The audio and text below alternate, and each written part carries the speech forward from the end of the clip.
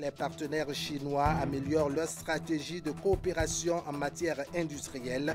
Les entrepreneurs des deux parties tentent de mettre en lumière les secteurs prioritaires sur lesquels ils vont travailler. Des échanges B2B se tiennent à cet effet à la CCIB de Cotonou, nous dira Idrissou Boukari. À suivre également le compte-rendu de la cérémonie de remise d'attestation de fin de formation et de remise à niveau. Les personnes concernées ici sont les artisans de la promotion 2024 bénéficiaires du volet formation du projet Arche. La phase protocolaire de la dite cérémonie a enregistré la présence de deux ministres du gouvernement et Teddy Goudoualo qui nous vient avec plus de détails dans cette édition. Voilà pour le sommaire. Bienvenue. Bonsoir à tous. Tout d'abord, ce décompte 19 février 1990, 19 février 2025. Il y a exactement 35 ans aujourd'hui que le Bénin est devenu une démocratie à la suite de la tenue réussie de la conférence des forces vives de la nation. À cette date, les délégués issus des différentes couches de la société se sont retrouvés à l'hôtel PLM Alédio pour poser de façon irréversible les fondations de ce qui est devenu depuis lors la démocratie béninoise. On feuillette les pages de l'histoire dans cet élément que nous vous proposons. Vigile Arodegnon nous rappelle le contexte et quelques faits marquants de ces grandes assises nationales. Suivons ensemble.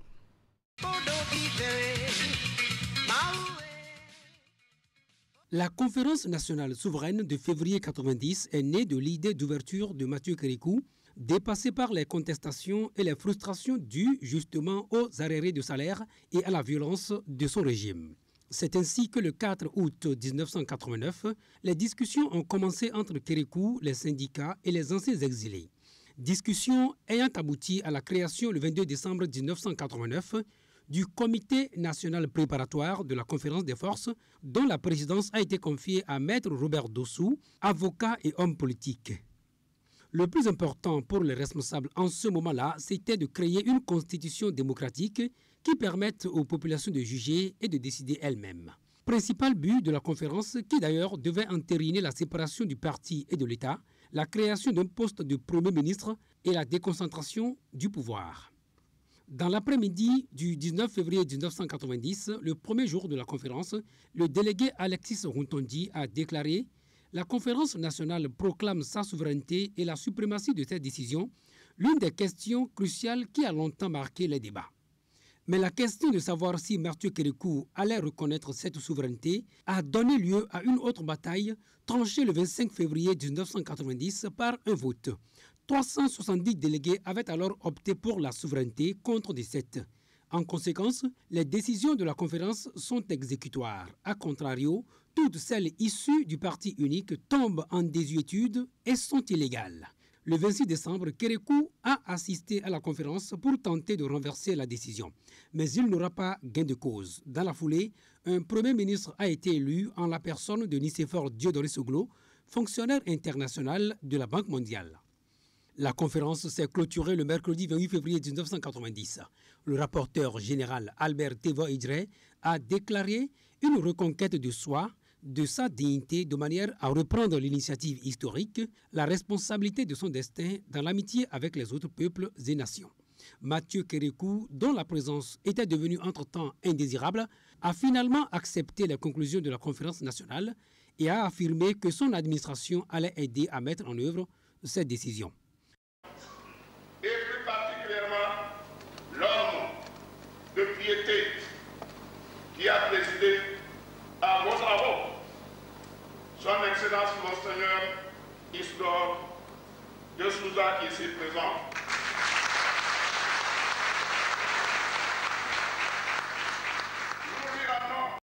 Voilà, conférence nationale. Il faut retenir que dans la seconde partie de cette randonnée informative, on aborde un autre aspect des réalités de ces 10 jours d'assises à l'hôtel PLM Alédio. Nous serons avec le journaliste de l'ORTB à la retraite, Célestin Marat. Célestin Marat qui nous propose sa lecture du traitement de l'information par les médias à cette époque, de même que quelques anecdotes liées à la délicatesse de ces instants. Ne ratez donc pas le rendez-vous. Nous sommes ensemble à 20h dans Info l'info continue. Allez, toute autre chose cette fois-ci avec cette immersion des tout nouveaux ministres, pour ne pas dire des tout nouveaux collaborateurs du chef de l'État à la GDIZ. Le collège des ministres conseillers était hier en visite à la zone économique spéciale de Glo-Djigbe. C'était la première sortie d'ensemble de cette nouvelle équipe formée par le président de la République.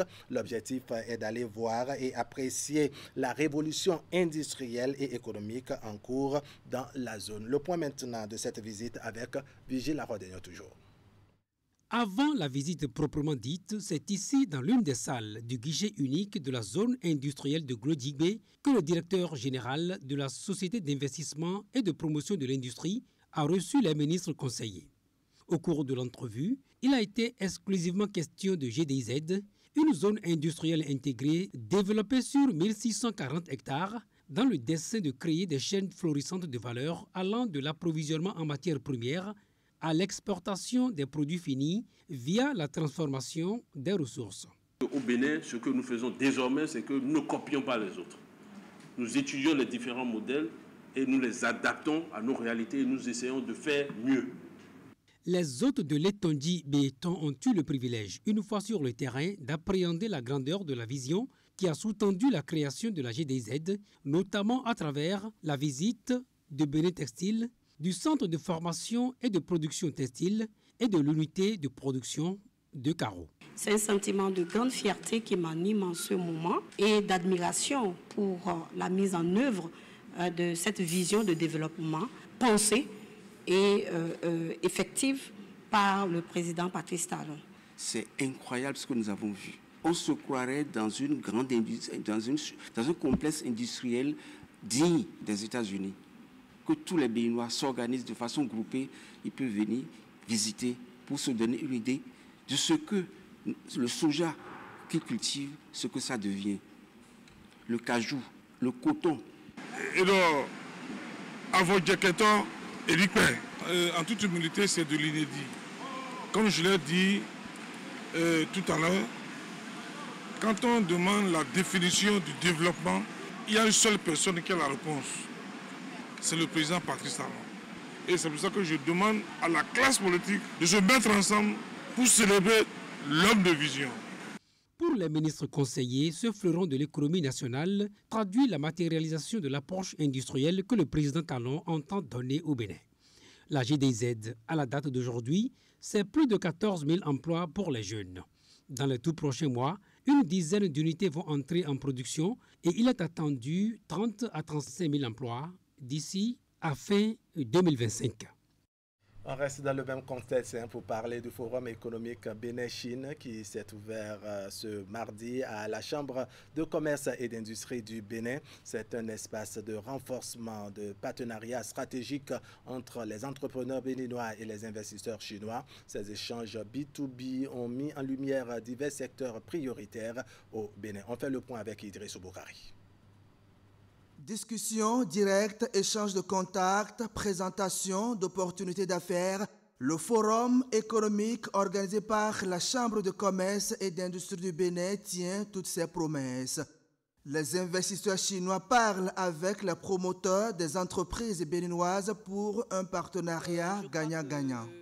Durant cette conférence, le Bénin aussi va recevoir franchement un coup de pouce parce qu'il y en a plein de Chinois qui recherchent des affaires où ils voudront investir, c'est-à-dire mettre de l'argent pour pouvoir faire grandir les affaires. Donc vous comprenez que toutes les entreprises qui étaient présentes, ceux qui ont pu présenter leur entreprise, comme tout à l'heure notre entreprise, il y a beaucoup de Chinois qui ont récupéré nos cartes de visite parce qu'ils aimeraient bien sûr faire des partenariats avec notre entreprise. Les secteurs du tourisme, des énergies renouvelables, du BTP, de l'agriculture, du textile ont été représentés à ce forum économique. L'objectif est de renforcer la coopération économique entre le Bénin et la Chine en mettant en lumière les opportunités d'investissement et de partenariat. Depuis quelques années, le gouvernement du président Patrice Talon a engagé des réformes majeures visant à faciliter les échanges commerciaux entre le Bénin et la Chine et accroître l'attraction des investissements directs étrangers.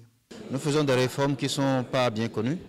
Donc c'est promouvoir le Bénin, promouvoir les réformes, promouvoir le climat des affaires, offrir aux investisseurs chinois qui viennent ce que nous sommes en train de faire. Et donc en matière d'opportunités à saisir au Bénin, en matière de partenariat. Et donc ça permet aux Béninois qui sont également au Bénin ici et qui n'ont pas la capacité de voyager, ou bien nous leur apportons des partenariats, des possibilités d'affaires. Et donc, il revient au secteur privé béninois de se mobiliser pour aller à la rencontre de ces investisseurs qui font des kilomètres pour venir nous voir et chercher des opportunités. Ce rendez-vous intervient à la suite de la deuxième édition du Forum d'investissement Bénin-Chine tenu le 25 avril 2024 au Palais des Congrès de Cotonou. Intéressons-nous à présent à cet atelier sur la biodiversité organisé à Cotonou. C'est une initiative du projet BioDev 2030 qui mobilise les acteurs du secteur de l'environnement et du cadre de vie pour sa phase 2 qui va bientôt prendre corps. Des réflexions se mènent pour l'intégration de la biodiversité dans les instruments de politique publique sectorielle au Bénin. Précision, Teddy Goudalo. Deux activités majeures mobilisent ces acteurs clés de la biodiversité à Cotonou. Ils sont appelés à mener des réflexions techniques sur l'intégration de la biodiversité dans les instruments de politique publique sectorielle au Bénin, puis procéder au lancement du projet BioDev 2030 phase 2. La phase 1 de BioDev 2030 a montré au Bénin, mais aussi au Sénégal et en Guinée, que la biodiversité est menacée par des pratiques telles que l'agriculture intensive, l'exploitation des ressources naturelles et l'urbanisation. Aussi, cette phase 2 de BioDev 2030, au-delà des constats et des diagnostics, a pour objectif de passer à l'action. Il s'agira de sélectionner un territoire pilote sur lequel on va élaborer d'abord des plans d'action qui vont être convertis en une note conceptuelle prête pour être financé à la fin de la deuxième phase de mise en œuvre. L'autre chose, c'est d'accompagner également l'État dans les réformes pour que la biodiversité puisse être intégrée dans les politiques publiques sectorielles. Le projet BioDev 2030 a vu le jour en 2019. 15 pays, dont 12 en Afrique, en sont bénéficiaires. Avec l'accompagnement financier de l'Agence française de développement, la première phase a renforcé le dialogue pour une meilleure intégration des agents écologiques dans les politiques publiques et les stratégies sectorielles. En tant que bailleur, l'Agence française de développement place BioDev 2030 au cœur d'une dynamique inclusive avec des acteurs divers, le gouvernement, les ONG, les scientifiques, le secteur privé, capables de concevoir ensemble des stratégies de transformation sectorielle. L'un des grands défis de ce projet sera de renforcer les capacités des acteurs locaux à mobiliser les ressources financières pour la biodiversité et à soutenir la création de solutions novatrices et durables. La deuxième phase de ce projet s'annonce donc avec plus d'impact, notamment l'adoption de pratiques productives conciliant biodiversité et développement. Les travaux sont prévus pour durer 3 jours. Environnement et cadre de vie, toujours avec le ministre de tutelle qui a fait face aux hommes des médias pour leur décliner les caractéristiques des logements économiques et sociaux réalisés à Ouedo, dans la commune d'Abomey-Calavi. Le gouvernement s'apprête à lancer la commercialisation de ces habitations qui, au dire du ministre, répondent aux normes et standards internationaux. La sécurité foncière est garantie et ces logements seront cédés à des prix concurrentiels. On écoute les précisions du ministre José Tonato. Pour parler de la cité du Ouedo, qui est vraiment, aujourd'hui, on n'en parlera jamais assez, est une éco-cité, est une ville verte, est une ville durable, est conçue dans les normes environnementales avec les standards les plus élevés. Nous avons près de 11 000 unités. 11 000 unités, tous F4, c'est-à-dire que tous les logements sont un salon et 3 chambres,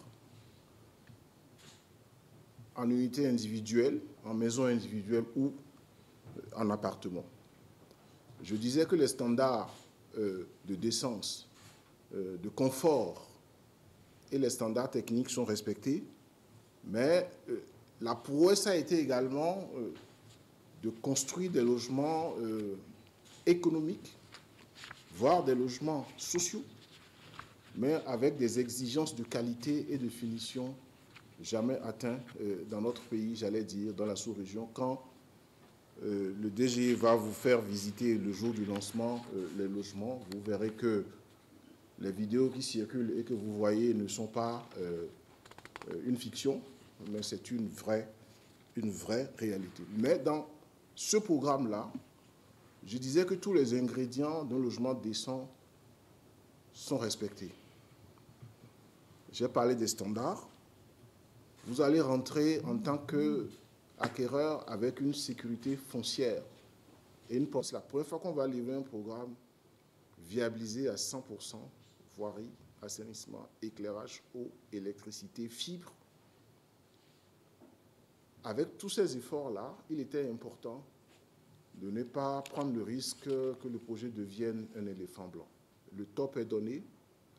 Il y a une partie qui est terminée qui va être mise en commercialisation et le reste va suivre progressivement. La cadence sera annoncée pour que tous les Béninois qui sont demandeurs puissent accéder à un logement décent, mais aussi que des promoteurs immobiliers privés puissent prendre de la graine et suivre ce que l'État fait avec les facilitations que l'État va mettre en place pour aider le secteur.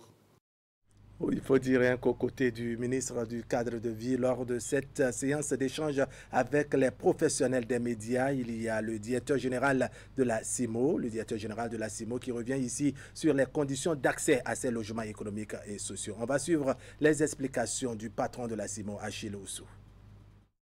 Donc la modalité prioritaire, principale sur le programme, c'est de la location à cession.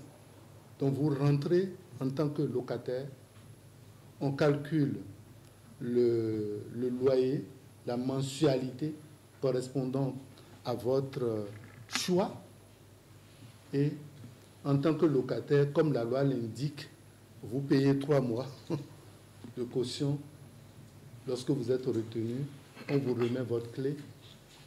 Et à la fin de chaque mois, vous payez votre loyer jusqu'à finir la période. Et donc, les logements que nous avons sont de 2 catégories. Il y a ceux qui sont vraiment sociaux, mais tous les logements sont construits avec les mêmes matériaux, dans les mêmes rigueurs, avec une mixité. Donc on a mélangé, on n'a pas fait les quartiers par catégorie de logement, non. Tout a été conçu ensemble avec les mêmes viabilisations. Mais le niveau de subvention que l'on accorde, par exemple, à un enseignant, à une infirmière, est plus important que la subvention que l'on accorderait à un cadre supérieur financier banquier, par exemple. Et c'est ça qui fait juste la péréquation qui a été utilisée pour déterminer les prix donc de vente et les mensualités correspondant à chacun des logements. Ainsi, par exemple, sur le programme, avec moins de 100 000 francs, vous pouvez entrer 100 000 francs mensuels, vous devenez propriétaire de votre logement, de type FK 3 chambres et salon, avec toilettes incorporées, avec place de parking, etc. Si vous avez donc la possibilité de regrouper, disons, 97 000, pour être précis, x 3, vous rentrez directement dans votre logement dès que vous êtes attributaire. Et pour que ce ne soit pas fantaisiste non plus, comme dans tout programme, à la réservation, il y a des frais de dossier à payer. Les frais de dossier sont de 50 000 francs pour les logements sociaux et de 100 000 francs pour les logements. Voilà, Achille Oussou, directeur général de la CIMO, sur les modalités d'accès aux logements socio-économiques réalisés à Ouedo dans la commune d'Abomey-Calavi. On s'intéresse maintenant à la vie des artisans et préciser que les artisans de la promotion 2024 bénéficiaires du projet de formation du projet Assurance pour le renforcement du capital humain Arche ont reçu hier leurs attestations de fin de formation et de remise à niveau. La cérémonie de remise de ces attestations s'est déroulée en présence de 2 ministres du gouvernement et tous les acteurs impliqués. On a maintenant les précisions de Teddy Goudalo.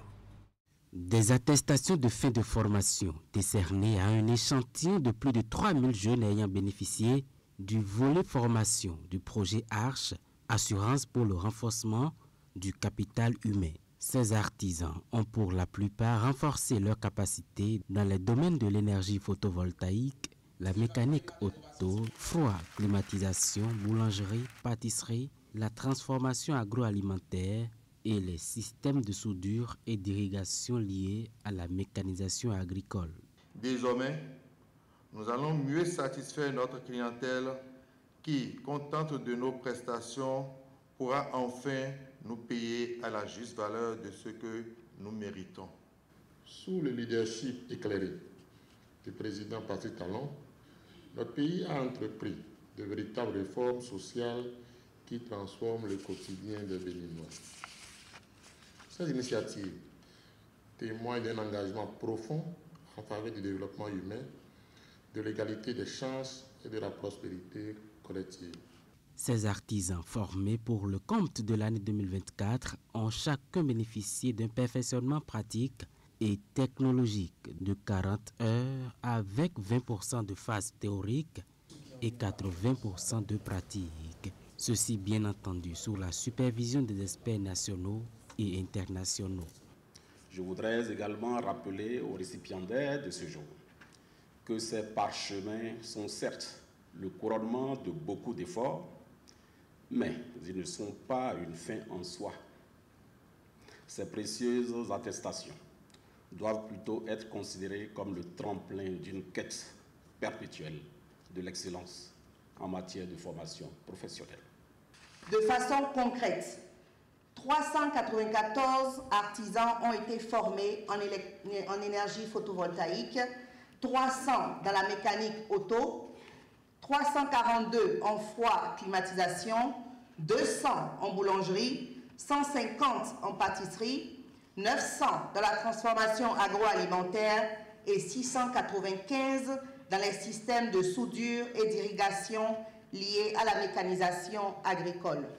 Pour 2025, il est prévu des actions de perfectionnement au profit de 4000 artisans dans une dizaine de métiers avec un accent particulier sur ceux intervenant dans les filières de la mécanisation agricole. On va conclure avec les réalités de notre corporation, avec donc l'élaboration de la feuille de route 2024-2026 du réseau des instances africaines de régulation de la communication. Les travaux se tiennent depuis hier matin à Cotonou pour le compte donc du comité d'orientation du RIRAC. Les grands axes stratégiques à évoquer tournent autour du rôle de cette fêtière auprès de l'organisation d'intégration continentale et les enjeux technologiques nouveaux comme l'intelligence artificielle. Les détails maintenant avec Candide Houeto. Le Bénin, siège de l'institution continentale, accueille cette rencontre de taille. Il s'agit d'un conclave statutaire du comité d'orientation du réseau des instances africaines de régulation de la communication. Cette séance de travail du biennium 2024-2026 donne suite aux recommandations de la toute dernière Assemblée générale. Merci d'être venu. Je sais que le président a un agenda très chargé. Je ne sais plus que lui-même. S'il n'était pas ici ce matin, peut-être il serait obligé d'être pour la remise du camp du Bima. Il y a la remise du prix Houphouët-Boigny. Et vous avez quand même tenu à faire vos obligations continentales.